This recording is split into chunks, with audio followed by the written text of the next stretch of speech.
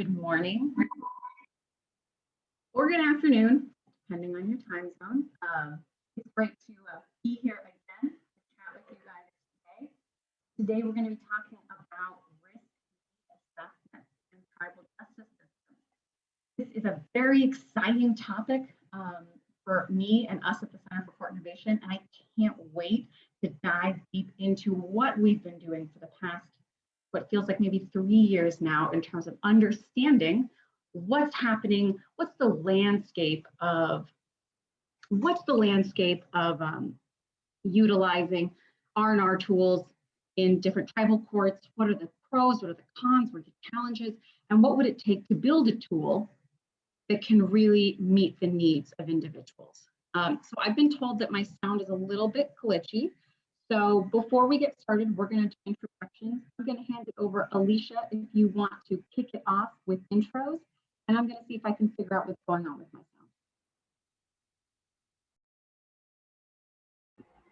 sound. Okay, sure. Good morning, good afternoon, everyone. My name is Alicia Morrison. I am Sikanju Lakota, and I am a senior program manager on the Tribal Justice Exchange team at the Center for Court Innovation in New York City. Adele, is that working? Okay, Adele's going to test, so give us a second. All right, folks, let me know if you can't hear me. I have headphones, I can lean into my mic. We're gonna make it work through the technology infrastructure we have. Does this sound better? Yeah. Okay, let me know. Got my chat open. We're just gonna troubleshoot as we go, guys. This is life with technology. So a bit of background about myself. I've been working with the Tribal Justice Exchange for about 10 years now, working with tribal courts to implement different programs, problem-solving practices. And for the past few years, we've been doing, like I said, a really deep dive into R&R and tribal risk need assessments.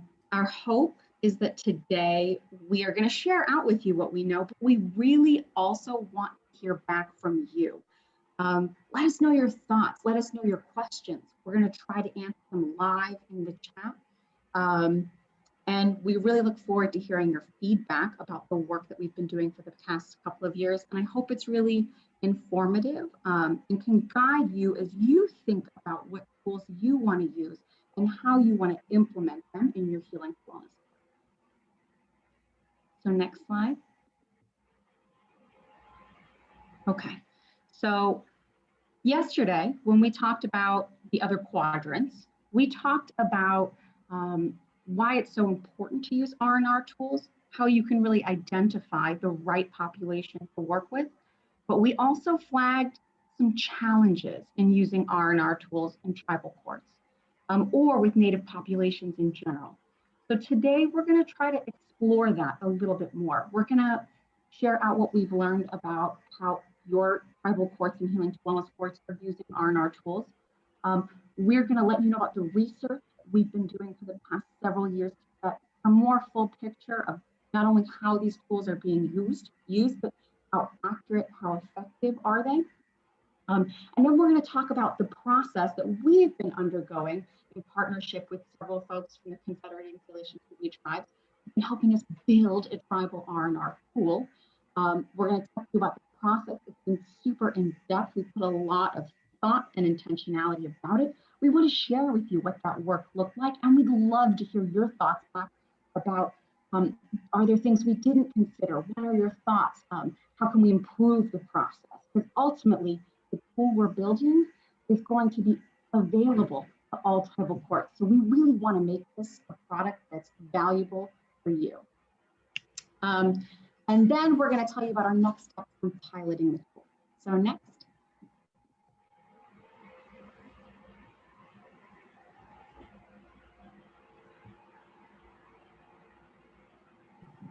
Okay, so we're going to run some polls.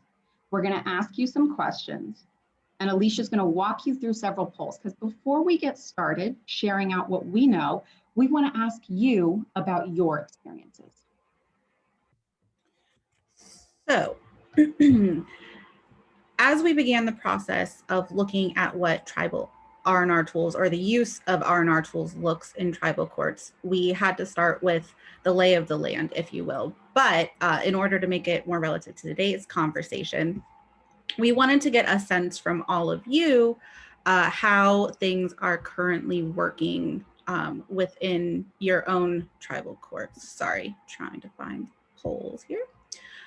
So I'm going to put up a series of polls just to sort of see how things are working with all of you. All right, so here is the first poll. So this is asking, are folks currently using an R&R tool?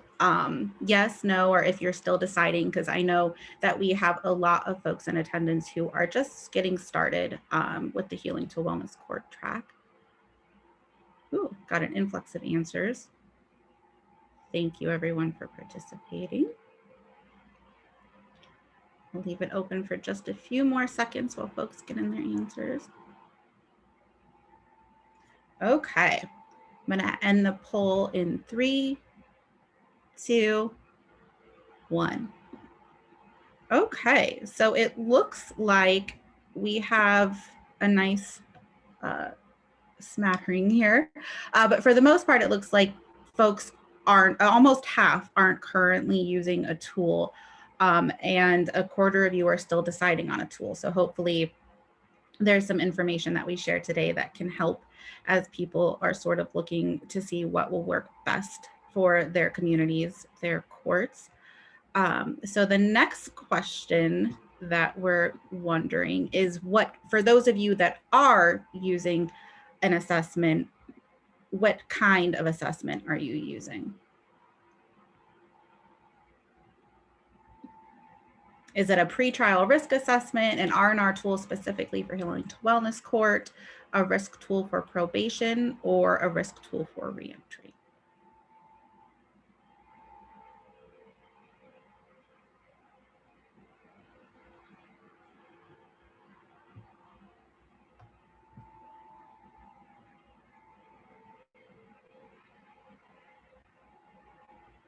Okay. Still getting some answers flooding in here, so I'll give us a few more seconds.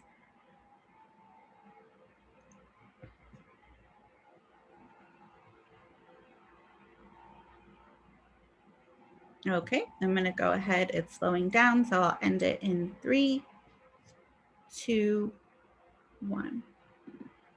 Okay, so interesting. It looks like the majority of folks are using a risk tool for probation specifically. So that's very interesting and actually helpful for us as we continue our work in building this tool. All right. So the next question is specifically about which tool that folks are using. There are quite a few out there. All right, go ahead and launch that poll. So if you can look through here and see if you recognize the one that you're using. Otherwise, we have an other selection as well down at the bottom.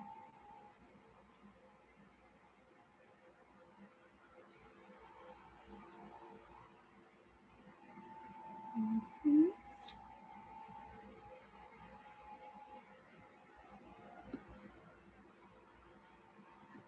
Oh, interesting. And I don't think we accounted for this, but someone in the chat mentioned that it won't let them select more than one, which that's interesting if folks are using more than one.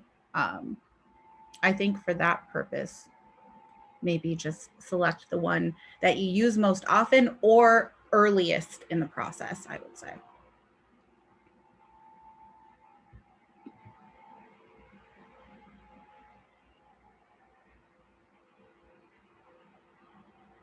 Yes, and COMAS is supposed to be compass. There's a little bit of a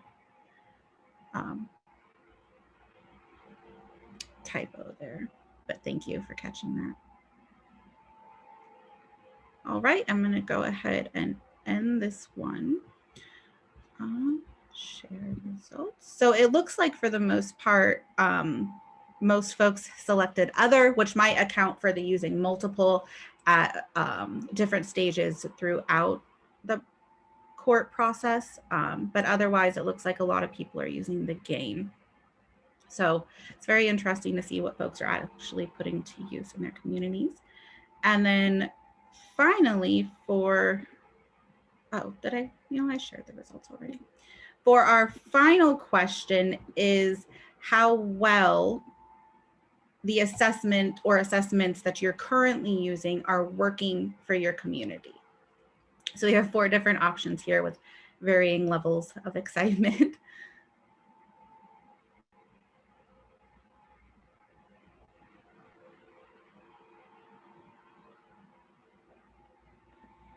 Hey, Alicia, while we're waiting for folks to join, I just wanted to check in and see how's my audio sounding. I think that sounds really good. It's nice and clear, a little bit less in and out than it was before. Perfect.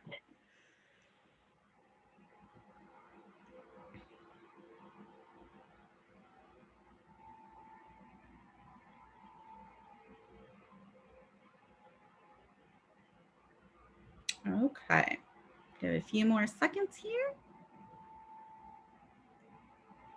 All right, so it looks like for the most part, people are saying that their tool is helpful, but there are things that could be improved upon, which I think in the past few years that we've been working on and really looking at R&R tools, this seems to be common in most people's responses in reference to the tools that they're currently using.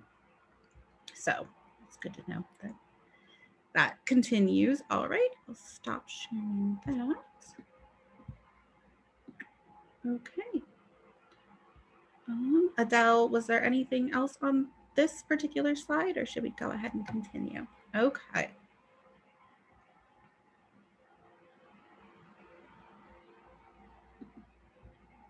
All right. So as Adele mentioned, when looking at R&R tools, particularly in the tribal justice context, we wanted to get as well-rounded of a picture as possible as we move forward in trying to create one specifically for tribal courts. So the first thing that we needed to take into account was how tribes are currently using R&R tools. So to do that, we at the Center for Court Innovation put out a tribal justice tools survey, specifically looking at tribal courts technology as well as risk need tools. We advertised, if you will, this survey at numerous conferences. You probably saw us tabling a few years ago. This would have been in 2019, Turtle Talk, as many listservs as we could find. And our goal was for any and all tribal justice practitioners to take the survey and let us know how things were working in their tribal courts, but also service providers and folks in child welfare, anyone that has anything to do with the tribal justice system. The survey consisted of 80 varied format questions.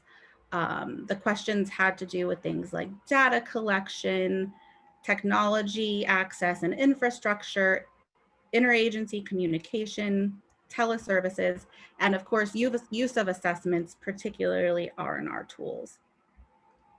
The survey took about 45 minutes to complete. It was a pretty thorough survey, and we had it open for about 10 months. It closed officially in the winter of 2019, so just a few months before COVID. But what is interesting about that now in hindsight is we sort of got a picture about what things looked like in a pre-pandemic Indian country. And so obviously things have changed now, but it's interesting that it closed directly before the pandemic. But so that's where that information was coming from. So the results that we received, there were 67 total responses representing nearly 36 tribes, and it had a 44% completion rate. There was, a pretty respectable representation from regions throughout the country. and different types of tribal courts as well. In terms of service area, for example, 34% of those who responded were serving a mixed rural and urban population, and 61% were serving a rural population. So for the findings, like I said, the survey was open to anyone working in the justice system, and we got a lot of responses specifically from folks working in the court system, and there were no responses from police or law enforcement, which we like to take note of. So in reference particularly to R&R tools, it's interesting to note that at that time, 58% of respondents were not using a tool, and just about all of those that were doing so to fulfill a grant requirement, which I'm sure makes sense to most of you in the audience today. So the tools that folks were using most frequently are those listed here. So the compass, the LSIR, the short version of the LSIR as well, the PSA, the ORAS, the GAIN, a variety of statewide assessments, and then a few others listed below.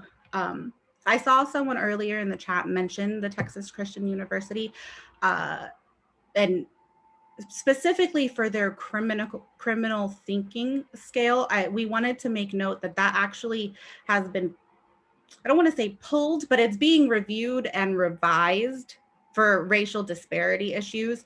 And since that is something that we are specifically trying to address as we develop a tribal R&R tool, we thought that that is of note to folks that might be using that particular scale. It's the criminal thinking scale.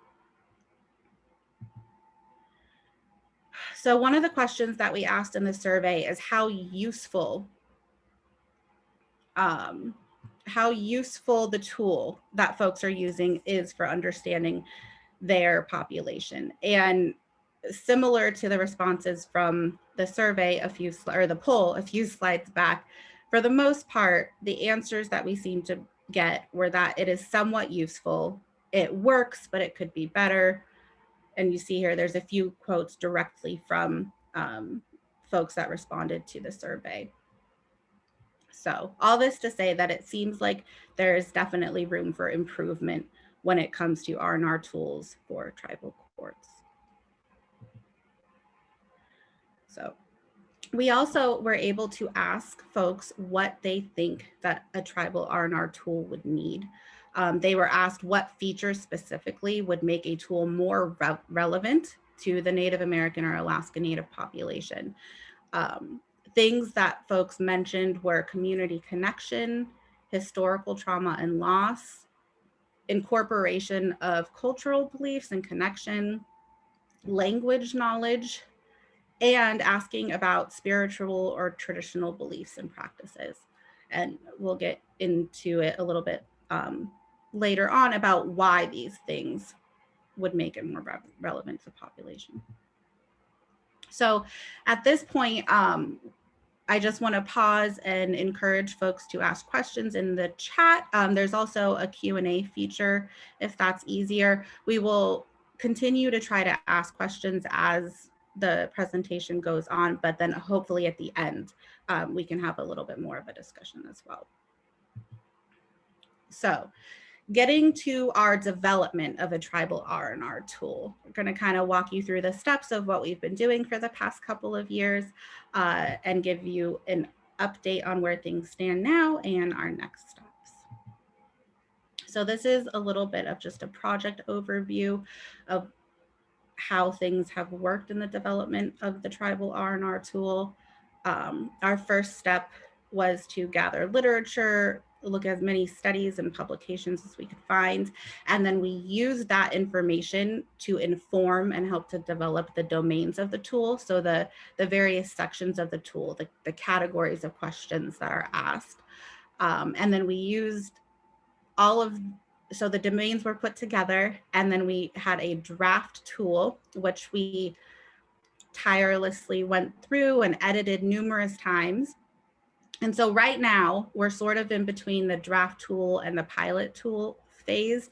We are making the very final tweaks and putting together the tool, and it's ready to be piloted. And our plan is to actually start piloting at the end of the summer. So we're very close. And then once we are able to spend the time piloting, the tool will be finalized. So we're still probably some time out from that after the piloting, but we're excited to be moving toward and actually be able to implement the tool in some tribal courts. So our project team consisted of our internal team, the Tribal Justice Exchange here at the Center for Court Innovation. We brought on some amazing researchers from the research department at the Center for Court Innovation. And we also brought in Dr. Desiree Fox, who is a clinical psychologist, and Ann Miller, who is a managing attorney for the Confederated Salish-Kootenai Tribe, a public defender. The tool was the tool that we created was informed by the RIAT, which is a tool that was created by Dr. Fox, the CCAT, and then the findings of the literature review, as well as a few other tools like the historical loss scale, which is not an R&R tool, it's just another assessment, and then also the cultural connectedness scale. So there was a lot that went into the creation. In addition to the team I just mentioned, we also compiled an advisory board that consisted of 15 members and consultants. We tried our best to gather folks from different backgrounds working in tribal court. So it consisted of law enforcement, TA providers, prosecutors. So a good representation of folks working in Indian country and informed about its assessments. So back to the literature review. So the literature review was really our first step in gathering information so that we could be best informed to create the R&R tool. We reviewed over 50 publications. We cast a wide net, as wide of a net as possible, because quite frankly, there aren't as many studies on this particular area as you would imagine, but we combed through everything that we could find. And with that, we included publications from Canada and Australia because their work with indigenous populations helped to inform our tool as well. Our research included studies on validated risk need assessment tools for indigenous populations, actuarial tools for minorities, specifically the impact on minorities and how the tools assess them, as well as culturally informed practices of any sort when dealing with assessments. And then using that information, we honed and focused in on existing tools that are being used with Native defendants, cultural responses, so whether that be adaptations or ways in which assessments are culturally adapted for the population. And we also put a lot of focus on the low predictive validity. Most of the publications that we found showed that the predictive validity for indigenous populations is much lower than it is for other populations. So we made sure to take that information and use all of that to make sure that it was informing the considerations as we developed our specific R&R tool. The tools that were most frequently studied were the LSI, the Compass, the Austin Risk, the offender screening tool, and the static 99. Those were the ones that came up repeatedly in the studies. And then the findings sort of across the board were that there are inequalities within the current used tools that are inherent. The tools were designed in a historical and social vacuum. and they simply weren't designed for Indigenous defendants, not for this population. Protective factors are often not considered in these tools. So what I mean by protective factors are things like cultural connection, community involvement, resilience, and even activism. All of those things can be seen as protective factors. And most, if not all of the tools don't tend to take those things into consideration. And then finally, it is common for them to include unsuitable phrasing. So asking questions in a way that is shame-inducing or even sometimes accusatory in nature. So those are things that we try to stay away from in the design of our tool. And again, it's just a little break to encourage folks to continue asking questions if you have them. I've seen a few over in the chat. All right, and then I'm going to pass it over to Adele to talk about more in depth the building of the tool. All right, so please let me know if I'm still sounding okay and I'm coming through. Thank you, Alicia, for walking us through that process. I know yesterday, for those who attended the conversation on the other quadrants, I alluded to the fact that we had some concerns, as Alicia said, about the predictive validity of the tool. What does that mean? That means that we think that tools that have been built in urban populations with aggregate data from the folks who go through those courses, it may not necessarily reflect what are the risk and needs of Indigenous defendants. And the literature review and the research that we did indicates that that very well may be the case. So for us, this was a big impetus. It really pushed us to think about how do we create a tool that is built for tribal communities, that meets a lot of the needs that we've been hearing as we're talking with you guys when we go out to your Healing to Wellness course and when we go to your alternative to incarceration programming, and we hear your challenges when you talk about your uses of the tool. Even earlier today, when we asked you guys in the poll, how is the tool working? Most of you said, like, yeah, it's working, but it's working, but it could be better.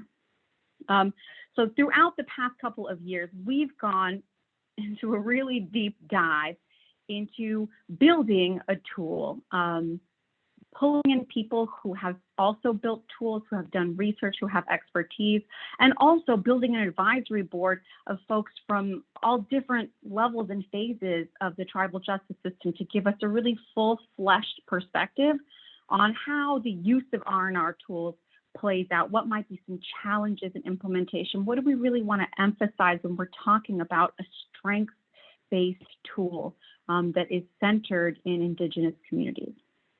So we're going to talk through the process, and we're going to kind of open up the black box, and it was never really meant to be a black box. This is our opportunity to share with you guys what we've been doing, and also really to invite your feedback.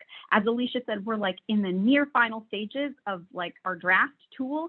We've had like dozens of drafts, but we're like almost done with something we're ready to pilot, but that doesn't mean that we're done. We really value your feedback and your thoughtfulness. We're going to share with you what we thought about and how, like, what we carried in our minds throughout the process of building.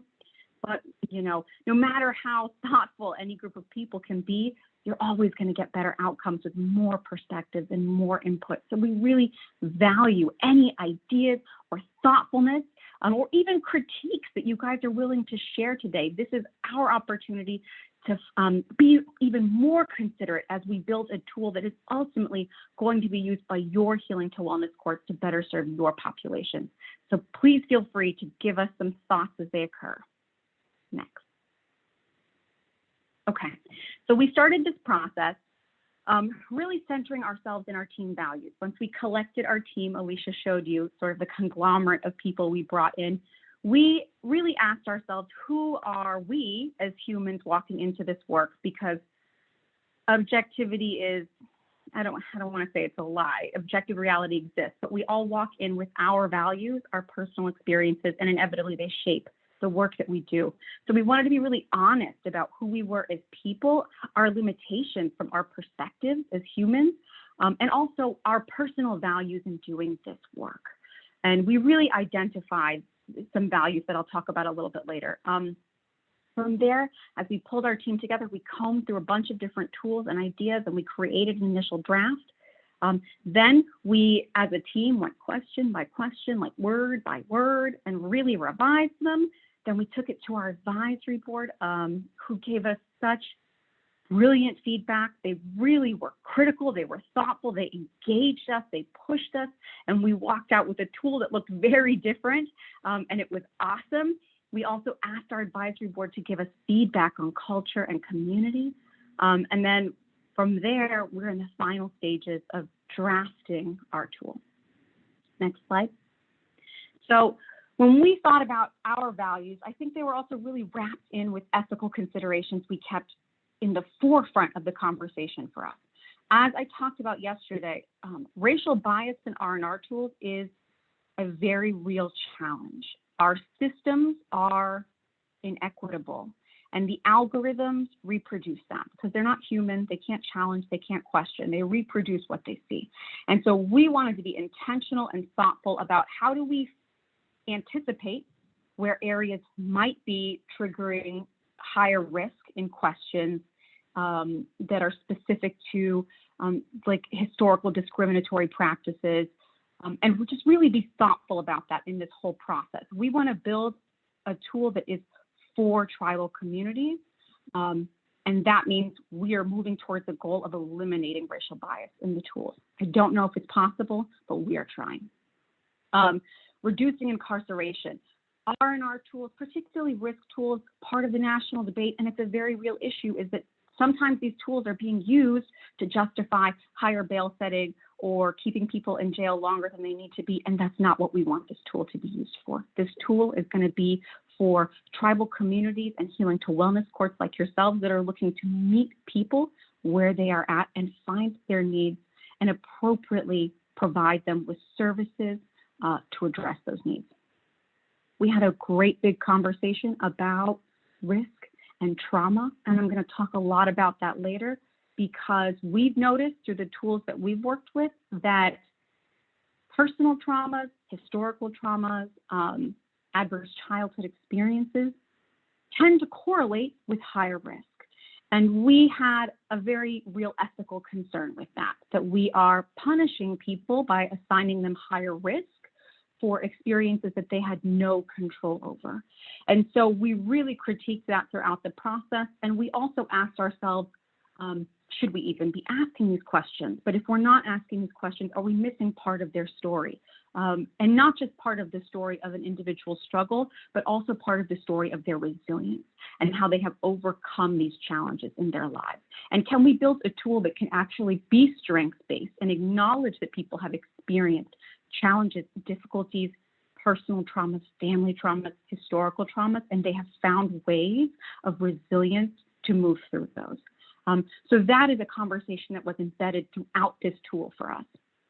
And then the last point, and this is really the first point, is we wanted to build a tool that is about avoiding harm. Avoiding harm, like I said, in over-incarceration, in having inequities reproduced in the algorithms, but also, as Alicia was saying, challenges we've seen in other tools. We don't want to have questions that are shame-provoking. We don't want to have questions that are triggering and upsetting, especially if maybe the coordinator isn't somebody who has a clinical background, or maybe the tribe who's using the tool doesn't have immediate connection to services to support the person after we've dug up all of the emotionally difficult experiences they've been through.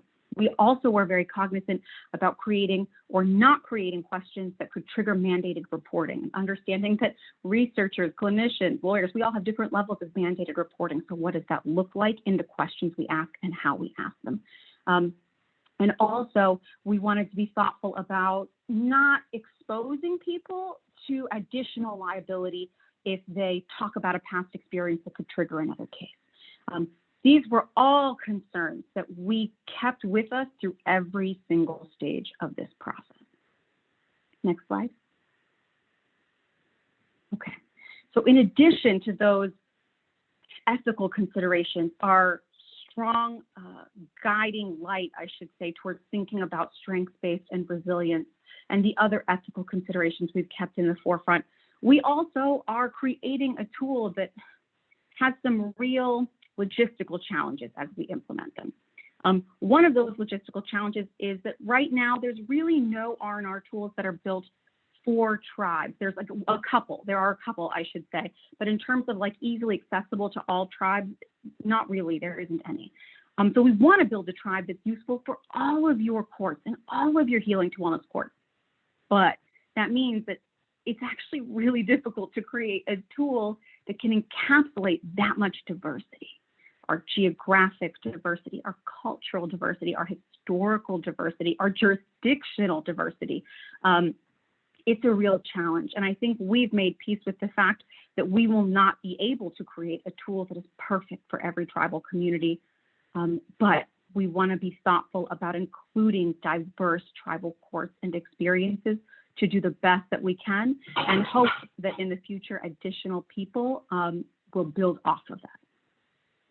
And also sufficiency of data. And this is just a real challenge with doing research in Indian country in general. Is it's really difficult to get the amount of data that you need to be able to say, we have a tool that correlates with risk and it's been validated. So this has been a challenge that we've been moving through as we've been building this tool. Next slide. Okay, so now we're going to talk about how we created the tool, what we pulled from, what we thought about, what were the main focus areas in the tool that we're creating. Next slide. Okay, so when you use any R&R tool, they're going to be asking questions about different types of, they call them domains, but they're really like types of issues. And that's because some of these issues have been shown statistically to correlate with risk, or like I was explaining yesterday, underlying criminogenic needs, which can contribute to risk. And when you're looking at any tool, they're going to have two types of ways to identify risk and need. One of those ways is with static factors. So that's when you see in tools when they ask questions about somebody's criminal history, how many cases have they had, what kind of charges did they have. But it also includes things like what was maybe their age at like now, or the age of their first arrest, their gender. Static factors are challenging because you can't really change them too much. They can move a little throughout time, but generally, like, you can't reduce the number of times you've been arrested. That number is static, it doesn't change. So that's sort of the part of the risk score that it's really hard to change with an individual, unless it's somebody who's aging out, because actually age is really highly correlated with risk, which is also an ethical concern for a lot of people. But younger people are almost always considered at a higher risk level than older people. And so all of these sort of concerns are what go into constructing your static questions. Dynamic factors, though, this is really where healing to wellness courts can get in and do their work. This is where you can go in and identify what are some of these underlying issues that are contributing to people's criminal behavior, and you can address those needs. And when you address those needs, you can reduce their risk score. And so some of these dynamic factors, these are considered, like, I've heard the big 7, the big 8, the big 10. Different tools prioritize different ones, but these are kind of the standard ones that you'll see in most tools. So you'll see things like antisocial attitudes. I want to clarify for clinicians who are out there, when we say antisocial attitudes, we're not talking about antisocial personality disorder. This is not a clinical disorder. It's very different. It's really just sort of highlighting antisocial tendencies, which could be things like impulsive behavior, things like that. Antisocial friends and peers is really just what is your network of people who are also engaging in criminal behavior. Criminal thinking, we're going to spend a bit of time talking about this because this was a really big debate for us. But criminal thinking is generally in 2 parts, and one part is like, how does the person feel about the law in general? Do they trust the law? Do they feel it's fair? And the other component of it is sort of their feeling or their reflection on themselves as they engage in illegal behavior. So do they feel that their illegal behavior is justified? Do they feel remorse for their victims, that sort of thing? The other issues I think we're pretty familiar with, family, marital factors. Family stability is highly equated with lower risk. Instability is equated with higher risk. Same with education and employment. Pro-social leisure activities. This is what Alicia was talking about, is that a lot of the tools that aren't strengths-based don't identify these things. Pro-social activities and other types of cultural engagements, spiritual engagements, community engagements, these things can be really protective. And what that means is they can support people even though they may have other challenges in their lives. And so they can really work to reduce somebody's risk score. Substance use and misuse. Of course, this is something we know in Healing to Wellness course. Substance use disorder and substance misuse in general is very highly correlated with risk. And a lot of times addressing that is embedded in the nature of addressing a lot of these other issues. So I like to ask what's missing from this list. I would love for you guys to put in the chat what you think is missing from this list, because I think a lot of things are missing from this list. To begin with, none of the responsivity factors that we were talking about yesterday are listed here. But there's also a lot of things like culture, community, family supports, parenting supports, language, the list can go on. So we'd love to hear from you guys. What do you think is missing from this list? Because this is, like I said, the general list that most tools pull from, and it informed our tool, but we really also tried to think beyond this. Next slide. Okay, so as Alicia was mentioning, we drew from many different tools, and we didn't like copy and paste these questions, but we really thought about what was the thinking behind these tools, how did they work, what was the philosophy, was it applicable, could we change it, what would make it really relevant for tribal communities. So we started with the REOT, which is the tool that Dr. Fox created, and it was a re-entry based tool, but it's a wonderful tool. There's a lot of thought that was put into it. There's a lot of connection to case management and services. It's also one of the only tools that has been built for tribal communities. So there was a lot of intentionality around cultural engagement that informed the development of our tool. The LSIR, because it's the most studied tool with Indigenous populations, we really wanted to think about its construction, what worked well, what we thought may not be working well. The CCAT, it's a tool that the Center for Court Innovation built. It's a misdemeanor-based tool. It has a strong component for case management and identifying needs, so we really pulled from that. We also pulled from culturally relevant factors, which was created by one of the members of our advisory board in her dissertation, Dr. Gutierrez, based on her work and her research in Canada with indigenous defendants. Post-traumatic growth. This one was really awesome, and it really pushed us to think about strength-based and resiliency and endurance, and when people experience challenges and struggles, how they can reflect on them for like deep psychological growth and how they can move through them. So that one was really thoughtful, and really we reflected on it a lot. Historical loss scale, this one's a little more common. It's fairly deficit focused, but it really does take a look at how historical loss can affect people psychologically. And the TCU criminal thinking scale. This is what Alicia mentioned earlier. TCU does have a lot of tools, and most of them are still up and available and good. This particular one, though, they've recently pulled, and it's because they have concerns about racial bias. And so we're going to talk a little bit about this later when we get to the criminal thinking portion of our tool. Next slide. Okay, so these were the domains we settled on. Now remember, domains just means it's like the conglomerate of questions, the topic of questions that we want to ask about. I'm going to talk a little bit about what I've labeled as the common domains, but I'm going to spend a little more time talking about our highlighted domains, because this is where we had so much rich discussion, where these sections looked very different at this point than what we started with. And that was because there was just really a lot for us to think about in terms of how these particular types of questions and issues are, one, different in Indigenous communities, but also they intersect a lot with these conversations of trauma and shaming or inequity. So we really spent a lot of time thinking through how to build these questions and these topics in a way that felt right and ethical, and also really could get to the heart of individuals' needs and resilience. Next slide. Sorry, I'm watching the chat and giving thumbs up. Great things are being said. So one of the domains that was a really big topic for us was family structure and childhood. This started a huge section and we dwindled it down to a much smaller one that really focused on a couple of things.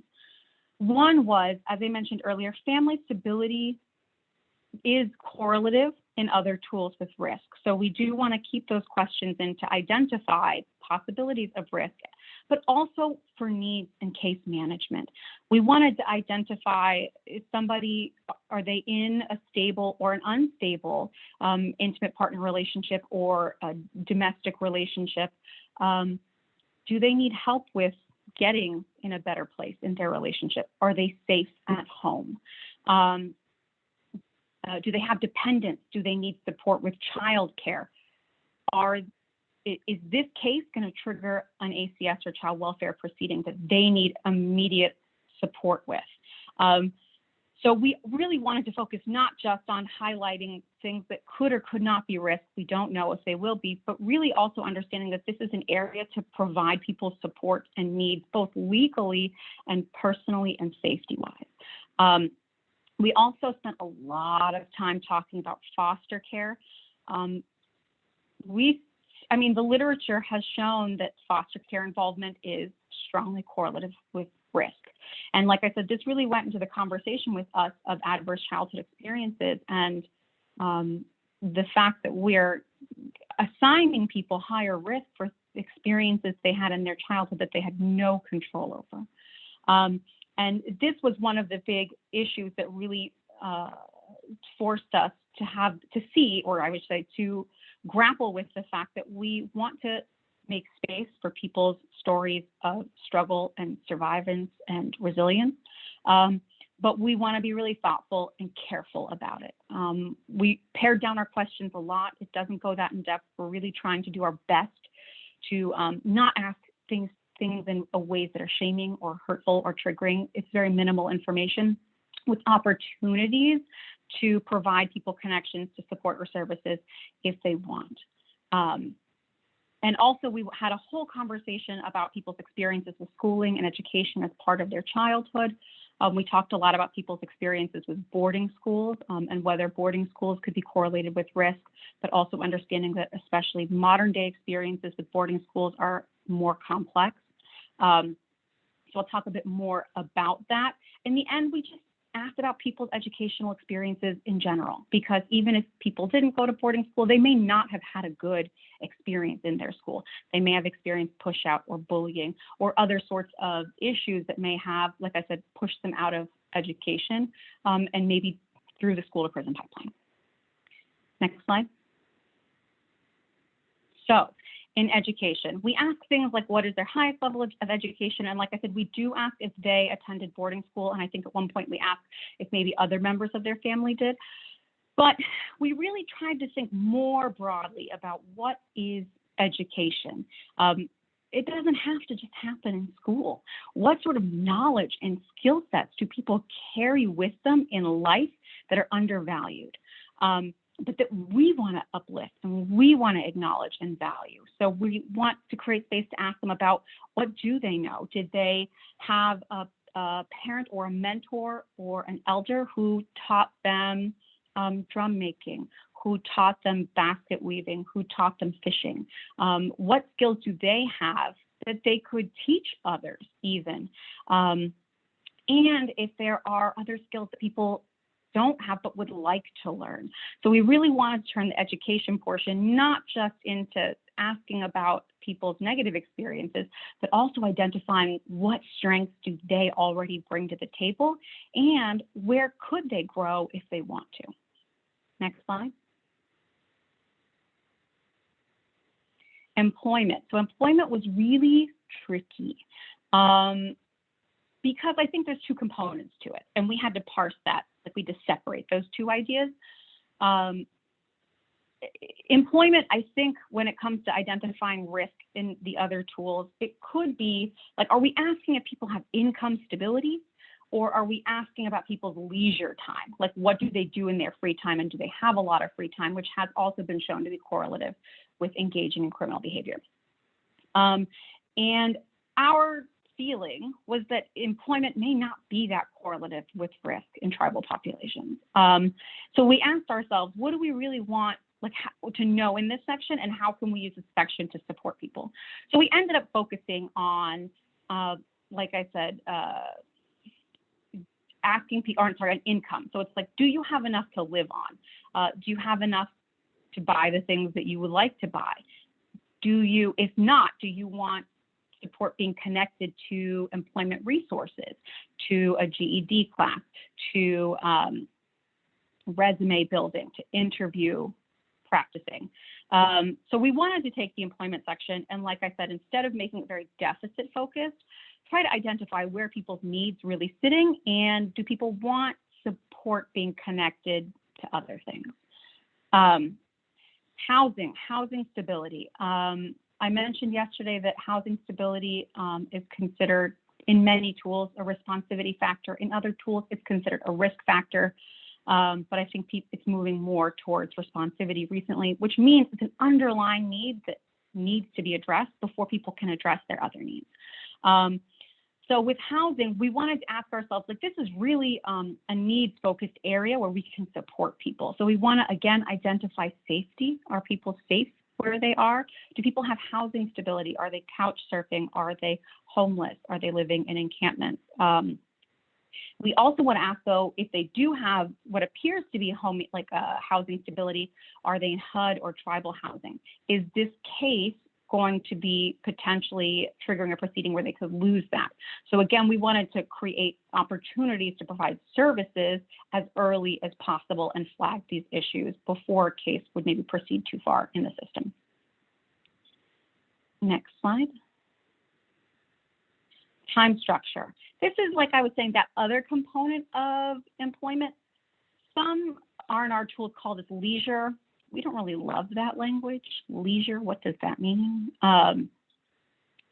So we're going with time structure, which is really, how do people structure their time throughout the day? Are they busy throughout the day? Do they have a lot of extra time, or they don't know what to do?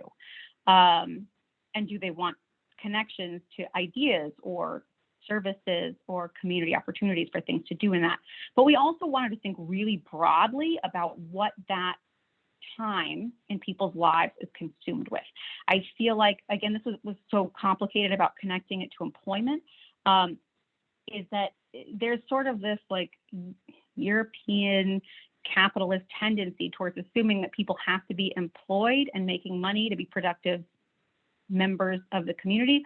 But we wanted to honor the fact that people have many ways that they can be part of community and that they can be engaged in their families. So we wanted to ask about things like, are you a caretaker? Are you spending time with elders in the community? Are you engaged in community events? Are you a community leader at some events? Do you participate in a little league or in your local youth basketball group? So we really wanted to ask people, like, where are they spending their time in a way that was open and inviting, and understanding that people are engaging in supports in many different ways. And we want to understand what those supports are that keep people engaging in positive pro-social behavior. Also making space for the fact that for people who aren't engaging in many of those things, we want to identify, do they want to be engaged in other things? Can we help connect them to those things? Next slide. Substance use. Man, this section looks very different than what we started with. We started with this super in-depth assessment, asking all levels of an individual's substance use, frequency, type of drug, whether they've been to treatment or rehabilitation before. And after many runs of questioning, rethinking, and working with the advisory board, we actually ended up paring this down a lot. And that was because this tool will probably, in many tribal courts and healing to wellness courts, not be administered by a clinician. It will probably be administered by a case manager or a coordinator. And we don't want, this tool will not be used to diagnose substance use disorder.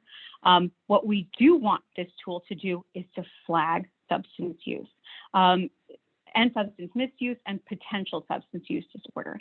So the purpose of this assessment is really going to identify, has somebody had a history of treatment? Are they engaging in behavior that could be indicative of substance use disorder?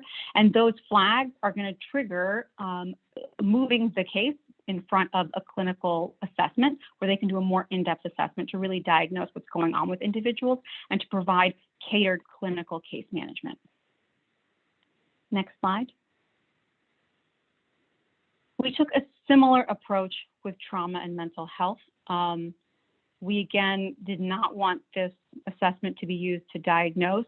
We do want it to be used to flag. We want to be able to identify people's needs and where they could use support as early as possible in the process. But we're being wary of the line between the legal folks and the justice system folks and the treatment folks. We want to create spaces where everyone can bring their specialization and expertise to really have that case conferencing, those staffing meetings where the treatment providers can make clinical recommendations and to defer that expertise to them. So again, this tool is going to have flags. We're going to identify where there are issues and opportunities to connect people to supports and services as soon as possible, and once the flags are triggered, to move it to behavioral health or treatment services to identify other disorders or deeper needs. Next slide. Okay, so this is the section I was alluding to earlier in this conversation about perception in relation to authority. This is that criminal thinking section. So, man, we debated this, and it should have been debated, I think. Generally, with these types of questions asked, like I said, it's about distrust of authority and that criminal thinking. So it's like, it's asking people, do you think that the system is fair? Do you think that the system is against you? Do you think that the system has racial bias? Like, these are actually some of the questions in the thing, in the TCU the original thinking scale. And like we said earlier, TCU pulled this particular assessment because they had concerns about racial bias, and I completely understand why. We also asked ourselves, does it make sense to ask these questions to a population that has been historically oppressed? And I don't even say historically, systemic oppression is ongoing. And it has its roots in colonialism, but for many, colonialism and inequity is ongoing. And are we going to flag people as higher risk because they may be accurately perceiving a system of inequity? And our answer was no, we are definitely not going to do that. We've been going back and forth on whether we're going to keep some of the questions on criminal thinking, like I said, in terms of asking whether individuals can sort of accept responsibility for harms they may have done, or whether they whether they have difficulty doing that.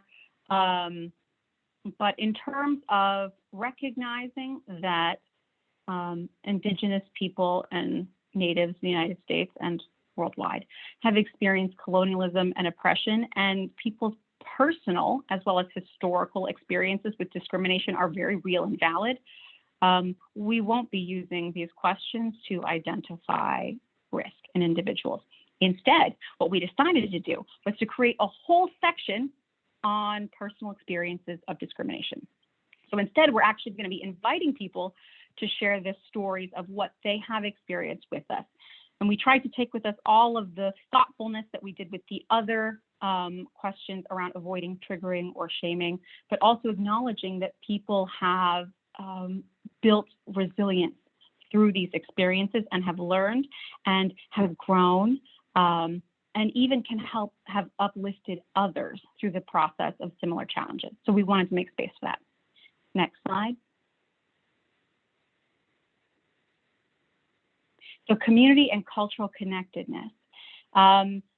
This was many hundreds of conversations were had about this. One of the questions that came up in the advisory board, and we were very grateful that it came up, was, will culture be used as a negative? Like if somebody doesn't have connection with culture, and I think this is something we see a lot in our healing to wellness courts and in tribal courts in general, is that we maybe observe that a lot of our participants are not particularly engaged with culture and community, and maybe want help getting connected to their identity and their culture and their community in more positive ways. But for those folks who, for reasons out of their control, like I said, maybe personal traumas or historical traumas, aren't as engaged with their culture, are we going to be using that as to increase their risk? And the answer is absolutely not. We want to use risk as a protective factor, as a pro-social factor, as a way that we can engage people and connect them to their community. And so there's a lot of case management questions that are really focused on, are people interested? Are people engaged? Do they want to be connected to additional resources in their community? We also wanted to think broadly about what is culture, because there's culture with the big C, but there's also the little c, which is the smaller ways that our different aspects of culture and community can support us. So like for individuals who are LGBTQ+, right, does their community support them in other ways too? So we really wanted to think broadly about what are all of the different ways that culture can play out in our identities and the different ways that they can support us as we move through this world. Next slide. Resilience. So this is, like I said, the thread that we had throughout. When we started this tool, we had a section on historical loss and historical trauma, and we reflected on it a lot, and we ultimately decided to really shift the focus of it. For us, the questions were really deficit focused, and they also, we weren't sure what they were telling us.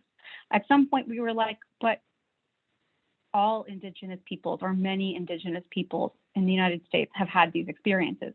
So when we're asking people this, what is the purpose of it? Are we just asking them to relive like feelings of frustration and disempowerment? And we decided that's not what we want to do. We actually, like I said, we want to focus on resilience. And we want to acknowledge that one, historical loss and historical trauma for some people is ongoing. And also that people have found these incredible methods of coping, processing, moving through, and building upon the negative experiences in their life. And so we've turned this into a section on resilience, where we're asking people, how have they moved through their challenges in life to really uplift and honor the strategies they have come up with to survive and thrive through difficult circumstances. We don't know at the end of the day how we're going to use resilience. Will resilience be another score that we add to our R&R tool? Will resilience be used to reduce risk? We actually don't know. And that's not something we can know until we pilot the tool and use it and the numbers come back. But we are cognizant of the fact that resilience is going to be at the heart of this tool. And we are going to honor people's struggles and survival through those struggles as part of their story in this tool. Next. Okay, so like Alicia said, we're nearing the end. We've met with our advisory board for the final time. We reviewed question by comma, it's been a lot, and it's getting near final form, but we really want to hear your feedback in case we want to add more changes. And then We did a final strengths-based review where we were like, are we asking these questions in a way that is too deficit focused? Can we uplift opportunities in the way that we even ask these questions? So we did a final review for that.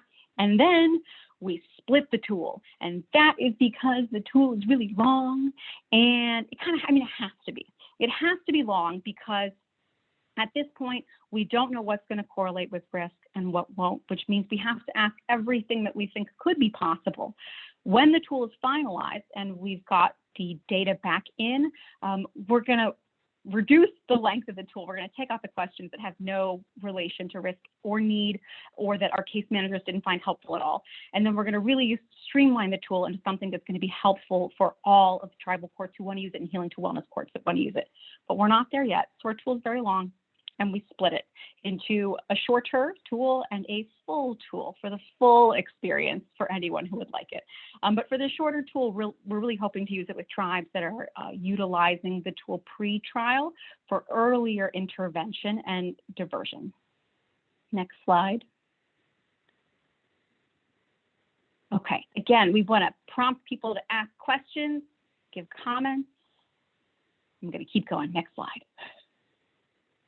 Okay, so now we're about to enter the phase of piloting. And once we have our tool in its final draft, we're working with a couple of sites. Next slide. We have 2 tribes who are interested in being pilot sites at this point. They're very different geographically, regionally, culturally. Their court systems are different. So it'll be a great opportunity for us to, like I said, start pulling in some of that diversity of experience. But we're going to be working with them to train their staff on how to use our tool. If they're using tools currently, how to integrate that into the process they've already built in. We're working with them to ensure that our data and technology are in line, that we're able to utilize, that we're able to pull data and use it, that we can protect their data as we collect it. And then our hope is to collect data for 1 or 2 years. That's contingent on funding. But the longer we can collect data for, the better outcome we're going to have in terms of the accuracy of our algorithms. We also, if possible, really want to use measurements of recidivism based on conviction and not arrest. And that's because not everybody who is arrested is necessarily going to be found guilty of the crime they are accused of. So conviction is much more accurate in terms of identifying if somebody has committed a new crime. And we also understand that because of over-policing of minority and marginalized communities, that people may take pleas earlier on or may have higher arrest rates. And we think that the studies have shown that that contributes to the inequity in the scales and the algorithms that are built in other tools. We don't know if we have enough time, but if we do, we'd like to gather data around conviction. So from there, we're going to be identifying, once the data comes in, what are the correlations between what questions correlate with risk and need and resilience. And then we're going to really shape up our tool into something that can be shared with all of you guys. Next slide. Next slide. So we have 2 pilot sites currently, but our hope, like I said, contingent on funding, is that in 6 months we may be able to work with additional tribes to pilot. The more tribes that pilot, the better tool we're going to get. If you're interested, we've got our email at the end. Please let us know. We're looking to use it at pretrial. I know this is very challenging for some healing to wellness courts. For others, it's not, but for some it is. And that is because, remember how I said we have data concerns? We need enough data. We're going to get more data at pretrial. Also, from a case management perspective, we are able to intervene to support people much earlier at the pretrial point for diversion and deflection. So tribes preferably with a higher caseload, but we're open to having conversations about that because, again, we want a diversity of tribal court and healing to wellness court participation. And we're also looking for tribes that are, able to work with us to figure out how to collect and share data. And this could even include figuring out information sharing agreements with local, like state databases or other tribes if you live in a vicinity where there are a lot of other tribes, because the better data we have, the better tool we're going to have. Next slide. Okay, so once all that happens and we gather all that data and we figure out what correlates with risk and need and resilience and what doesn't, and we stream down our tool into something that is really correlated with something that we know is correlated with risk, then we have round two, and we need to kind of do this all over again with maybe the same tribes or different tribes, but we need a totally different set of data pool, because that's how you validate. And I know this is a crazy long process. You're like, we've been building this tool for 2 years, and now it's going to be another 2 years, and then maybe a third year. Yes, honestly, these things take a long time, particularly because we want to, like I said, it's really challenging getting a lot of data when we're working with tribal courts. For all the challenges that I've mentioned. So it's a long process, but our hope is that we can have a tool to be shared within the next 1.5 years, 2 years at the latest, and that we validate from there. Validation is the next step. You can have a tool that you know correlates with risk, but what validation will do is it will show you not just does it correlate with risk, but how accurate is your tool with this population. And that's really important, and we really do want to make time to validate this tool, even if other folks are using it, because it's just going to help us understand how accurate and effective this tool is that we've created, so that you guys can understand or have a better understanding of how accurate your tools are when you connect with your participants, when you're thinking about how to divert them to your different tracks or how you want to support them in your healing to wellness course. Next slide. I think we're getting near the end. Haha! Questions. So I've been chatting and trying to watch the chat, but it's been really tough. I don't know if there's any questions that we'd like to highlight. Next slide, Alicia. Here's our email. We would love for you to email us. We wanted to talk about so many things in this presentation. There is so much we could say that we did not have time for. So if you have any questions about tools in general, what tools you are using, what tools you would like to use, the pros and the cons, different considerations as you utilize your tools, feel free to reach out to us. Like I said earlier, if you're interested in potentially being a pilot site and want to have a conversation with us and our research team, reach out to us. Our goal is to support each of you as you are going into your communities and working with your participants. So like I said, beyond do no harm, we want to do good with these tools. We want to allow these tools to help us to support and serve the members of our communities. And we would love to help you do that. Adele, Yeah. there's a question. How big a caseload are we talking about to be a pilot? It's a great question. Optimal would be over 100 cases a year. More than that is like awesome.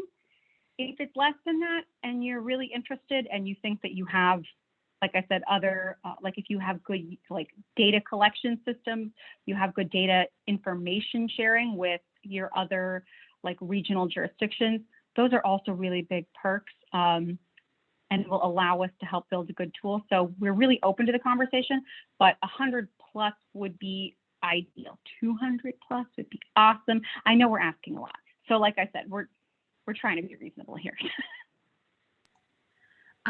Another question, it may test your knowledge about current tools in use today. Let's see how well you do.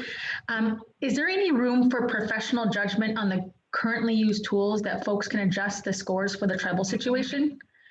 Carol just says she's familiar with juvenile tools that allow that. What a really good question. There is a lot of conversation about that, about using personal and professional judgment.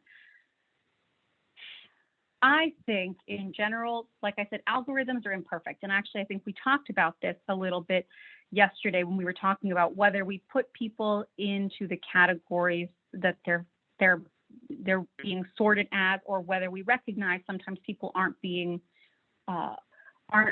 performing well in those categories and we need to tweak them. There are a lot of tools that invite people to utilize either professional or personal discretion to shift the score at the end. I have seen that work really, really well in some justice systems because, like we discussed earlier, if we are concerned that our tools are not built for our communities and they're overclassifying people as higher risk than they really are, and we're overprogramming them and they're more likely to fail and they're more likely to get new charges or incarceration mandates, which are going to increase their recidivism, and that's not what we want, I think it's really helpful to keep in mind that if you're feeling that this person might be overclassified as too high risk, that to use professional discretion to mark them a little bit lower. What I would say is if you're going to be using tools that do that, and even if you're using tools that don't invite that, but I think most do, because I think most tools recognize that an algorithm is imperfect and you want it to guide professional discretion, but you never want it to usurp professional discretion. But I would say in the jurisdictions where I've seen it not work really well, where people tend to bump people up and say, this person, I see the criminal behavior everywhere. They need more services and supports. And sometimes that also creates problems in bias and inequity. So what I would say is if you're going to use professional discretion, which some tools do invite that, I would say track your cases if you can. Get demographic information on who is marking people up or down, on what is this person, what age is this person, maybe where is this person, like what district or region are they located in, what tribe are they from, and see if you're identifying patterns that you think are problematic. So I would just say use that professional discretion because tools aren't meant to usurp people, but also recognize that humans are flawed and we're all working through that to be better at doing our jobs. So just track and measure yourself. And make sure that not problematic trends aren't occurring. And for the people who you're marking up or down, track how they're performing. Are they doing better or are they doing worse? I think that's really helpful.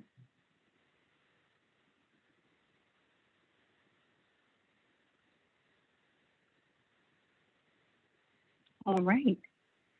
All right. Never in my wildest dreams did I think we would end on time. Woo! Good job, guys. So thank you to Alicia and Adele for sharing with us your really great project. I've had the honor of being on the advisory board for this, for developing a tribal R&R tool, and the level of engagement, the quality of conversations and the advisory board members have been enlightening in my professional development. So thank you both today. So thank you everybody attending today's session, plenary session, Risk Need Assessments and Tribal Justice, Developing a Tribal R&R Tool. Recordings will be posted on the platform, the virtual conference platform, and will remain up until July 30th. After this time, you may find recordings at enhancementtraining.org.